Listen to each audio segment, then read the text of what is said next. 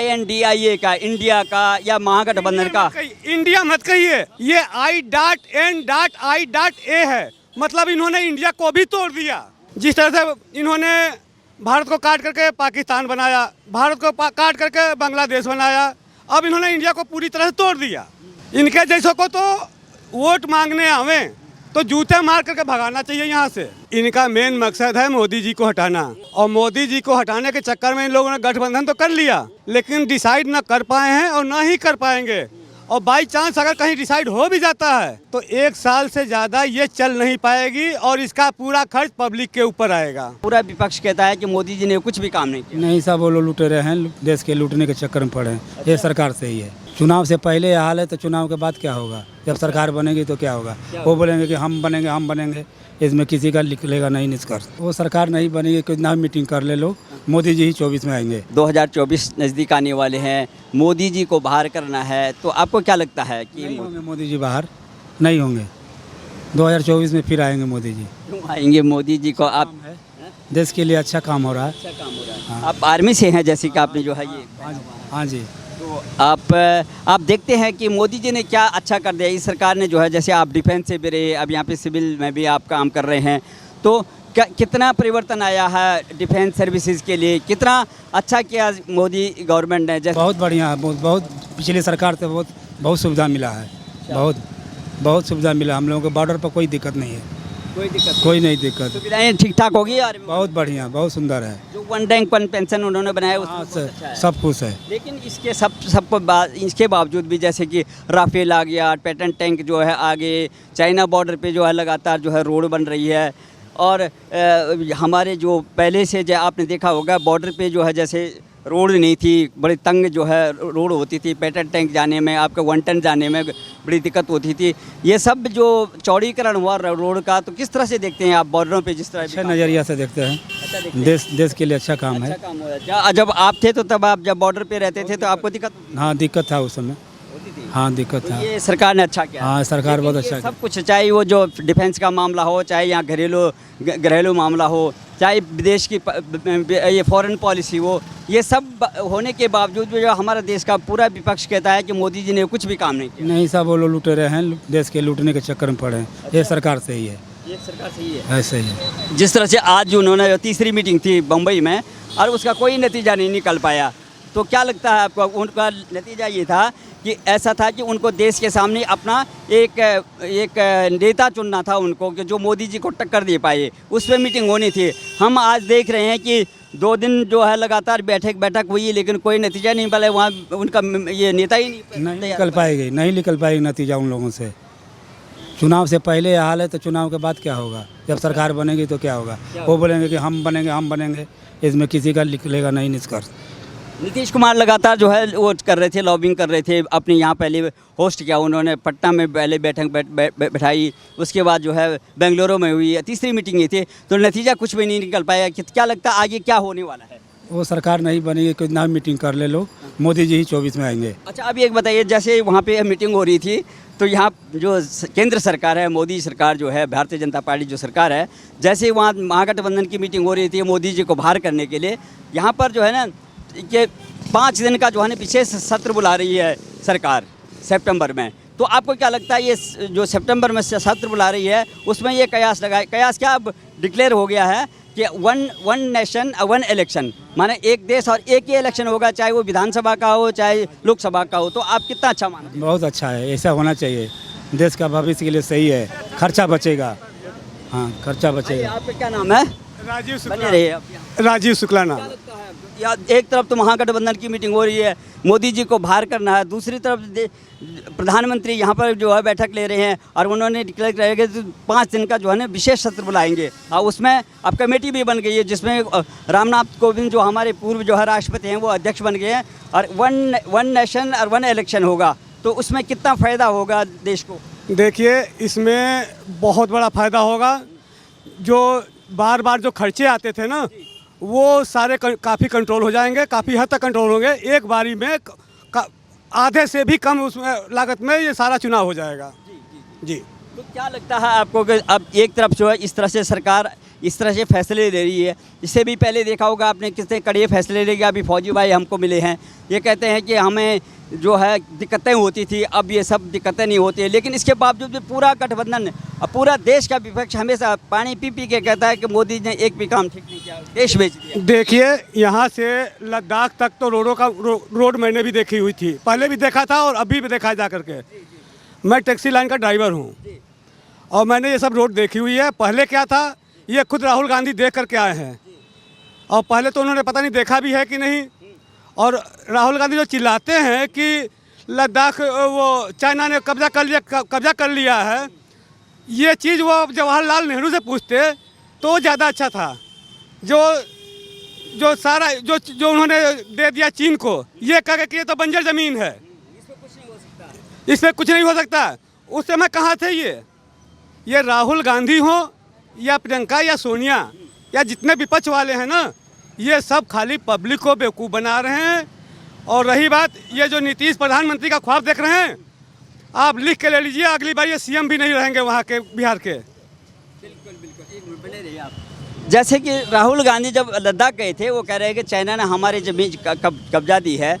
और जो आर्मी है, आर्मी के अफसर कहते हैं कि हमारा कोई ज़मीन जो है, एक भी इंच ज़मीन भी जो है ये चाइना ने ले रखा।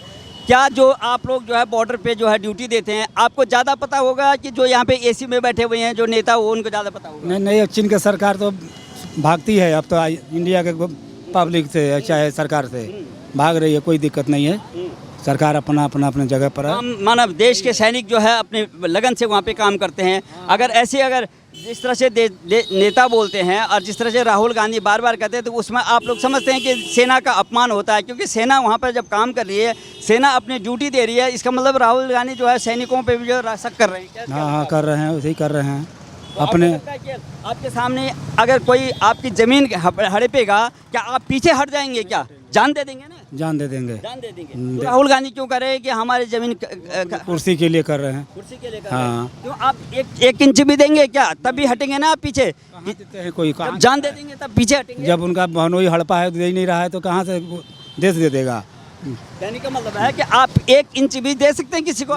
नहीं दे सकते हैं। आप डट कर लड़ेंगे ना? डट के लड़ेंगे। वहाँ पे इतने सैनिक हैं, आर्मी के जवान हैं, ऑफिसर हैं, वो लड़ रहे हैं, तो आपको लगता है कि राहुल गांधी इस तरह से जो बोल रहे हैं, कह रहे हैं देश के प्रधानमंत्री झूठ बोले, हमारी कई ज़मीन जो है चाइना ने हड़प ली है, ऐसा है क्या? नहीं, कोई नहीं हड़पा है, सही गलत नहीं हो सकता है। गलत बोल रहे हैं, झूठ बोल रहे हैं। सेना पे सवाल उठा रहे हैं। हाँ, सेना पर सवाल उठा रहे हैं। ठीक है। आपको लगता है कि जैसे ये फौजी भाई थे, ये लोग जो है अपने आन बान शान के जो देश की सीमाओं की रक्षा करते हैं, एक वो कहते हैं कि कई किलोमीटर जो है पीछे हमारी ज़मीन है, क्या हमारी सेना जो है इतने डरपोक है कि जिसने अपने जो है ये एक इंच के लिए जान दे देते हैं? तो क्या आपको लगता है कि राहुल गांधी इस तरह से बचकाना बयानबाजी क्यों कर रहे हैं? राहुल गांधी ये कहीं से प्रधानमंत्री बनने के लायक है? जो ख्वाब देख रहा है, ये जो बचकाने बयानबाजी कर रहा है, कभी अमेरिका जा कर के, कभी यहाँ जा कर के, ये कहाँ से प्रधानमंत्री बनने के लायक है? तो और इस तरह से आज वो गठबंधन में इनकी 2 दिन की जो वो मंथन हुआ जो मुंबई में, ये INDIA का, इंडिया का या महागठबंधन का, इंडिया मत कहिए, ये I.N.I.A है। मतलब इन्होंने इंडिया को भी तोड़ दिया, इन्होंने इंडिया को भी तोड़ दिया है। जिस तरह से इन्होंने भारत को काट करके पाकिस्तान बनाया, भारत को काट करके बांग्लादेश बनाया, अब इन्होंने इंडिया को पूरी तरह से तोड़ दिया। इनके जैसों को तो वोट मांगने आवें तो जूते मार करके भगाना चाहिए यहाँ से। तो आपको क्या लगता है कि इनका अभी मंथन जो चला उसमें ये था कि ये अपना नेता जो है तैयार कर लेंगे और मोदी जी के आगे किसको जो है इनको प्रधानमंत्री रखना है, वो कोई डिसाइड ही नहीं हो पाया। अभी तक जो अभी ये मीटिंग ख़त्म होगी, कोई पता नहीं लगा कि कौन नेता है। न राहुल गांधी को बना पाए, न केजरीवाल को बना पाए, न नीतीश जी को बना पाए, कौन होगा आखिर में प्रधानमंत्री? तो उद्धव ठाकरे जो होस्ट कर रहे हैं वहाँ पे। देखिए, इनका मेन मकसद है मोदी जी को हटाना, और मोदी जी को हटाने के चक्कर में इन लोगों ने गठबंधन तो कर लिया, लेकिन डिसाइड ना कर पाए हैं और ना ही कर पाएंगे। और बाई चांस अगर कहीं डिसाइड हो भी जाता है तो 1 साल से ज़्यादा ये चल नहीं पाएगी और इसका पूरा खर्च पब्लिक के ऊपर आएगा। क्योंकि दोबारा चुनाव होगा, खर्च पब्लिक के ऊपर ही आएगा। इसलिए ये गठबंधन किसी काम का नहीं, और हम तो इसको कभी समर्थन ही नहीं करेंगे। बोलते हैं जिस तरह से संबित पात्रा कह रहे हैं कि ना ये जो गठबंधन के पास ना विजन है, ना नीति है, ना नियम है, ये इस तरह की बात होगी, ये ना सूत ना कपास और जुलाहों में लट्ठम लट्ठा, ऐसे हो रहा कुछ ऐसे। बिल्कुल इनके पास कोई मुद्दा है नहीं, क्योंकि मोदी जी के नेतृत्व में हमारा देश बहुत आगे बढ़ा है। आज विदेशों में हम विश्व गुरु बन के उभर रहे हैं। G20 का जो G20 का इतना बड़ा सम्मेलन हो रहा है, भारत अध्यक्षता कर रहा है, अभी जो है लगातार जो है 8, 9, 10 तक जो है हमारे यहाँ मीटिंग होगी, तो किस तरह से गर्व महसूस कर रहे हैं G20 के लेकर? भाई साहब, इससे बड़ा गर्व की बात और क्या हो सकती है कि आज तक जो काम न हुआ वो आज हो रहा है। कभी G20 में हमारे देश को कभी जगह ही नहीं मिला था, सो अब जो है अध्यक्षता कर रहा है हमारा देश। हम होस्ट कर रहे हैं, हमारे देश में हो रहा है। बिल्कुल सर। तो जिस तरह से आप देखते हैं कि एक तरफ गठबंधन की मीटिंग हो गई है, लगातार जो है पसीने बहा रहे हैं, पैदल यात्राएं हो रही हैं, भारत जोड़ो यात्रा हो रही है, और लगातार जो है 3 जगह, और 4थी मीटिंग कह रहे हैं अब दिल्ली में होगी।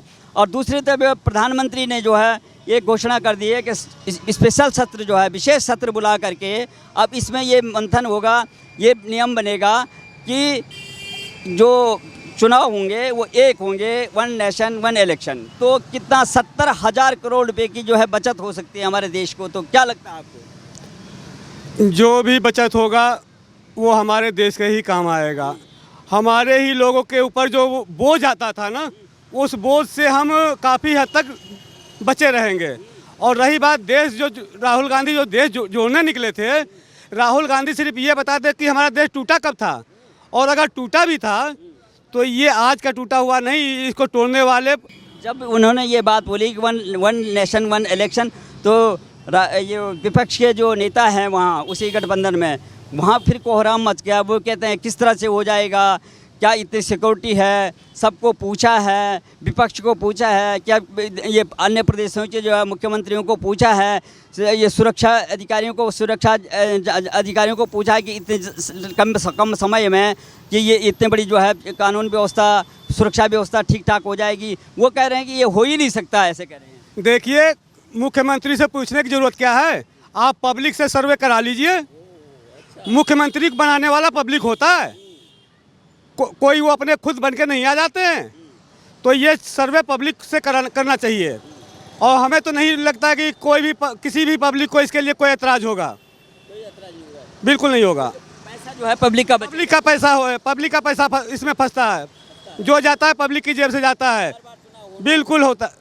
आज लोकसभा के हो गए, फिर विधानसभा के हो गए, फिर एक राज्य के, फिर दूसरे राज्य के, इसलिए कि ये एक साथ चुनाव हो, 5 साल में एक साथ सब चुनाव आए, ऐसा है क्या? बिल्कुल, एक साथ होना ये बहुत अच्छी बात है।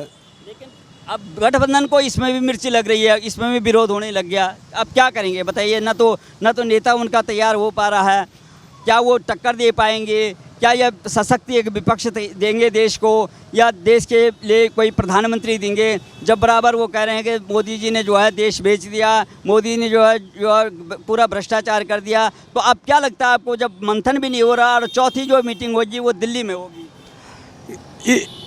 मोदी जी अगर भ्रष्ट हैं, मोदी जी ने देश बेच दिया, तो अभी कांग्रेस के ही शासनकाल में कितने घोटाले खुल के आए थे सामने। आज मान लिया कि मोदी जी ने बदले की भावना से अगर किसी को वो कर दिया, लेकिन वो तो जो भ्रष्टाचारी आए थे वो तो कांग्रेस के ही शासनकाल में आए थे। और रही बात, इसी गठबंधन में लालू प्रसाद यादव भी हैं, चारा चोर। इनके जैसे लोग मोदी को भ्रष्ट बताएंगे। उनका बेटा जो ये तेजस्वी यादव हैं, उनका कहना है कि गठबंधन में जो है प्रधानमंत्री से भी जो है ईमानदार जो है प्रधानमंत्री बनाएंगे हम, और प्रधानमंत्री होगा जो गठबंधन का प्रधानमंत्री होगा वो मोदी जी से भी जो है बहुत अच्छा ईमानदार होगा, ऐसा तेजस्वी यादव कह रहे हैं। तेजस्वी यादव या उसके खानदान में अगर कोई हो तो मोदी जी के आमने सामने टक्कर ले करके दिखावे। किसी को क्या हो गया, एक बार बोलते थे कि मैं लालू प्रसाद की जो है जनता दल जेडीयू में जो है कभी शामिल हुआ, न जेडीयू के साथ जो है कभी जो है समझौता करूँगा, न इनके साथ मैं गठबंधन करूँगा।